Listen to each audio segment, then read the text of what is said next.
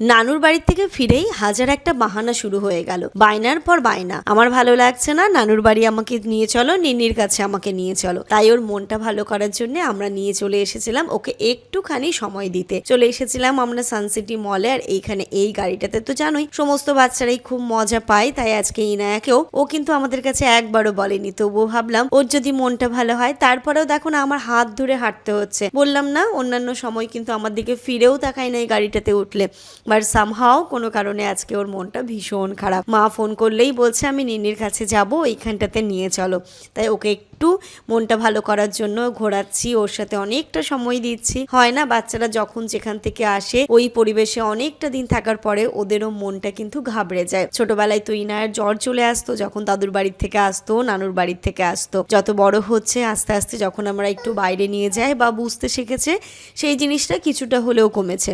তবু ওই যে মন খুলে তো বলতে পারে না ওরা, তাই মনের ভেতরেই ওই কষ্টটাকে চেপে রাখে। এবং সেটাই তো আমরা বাবা মা, সন্তানের কষ্ট তো আমরা বুঝতে পারবোই।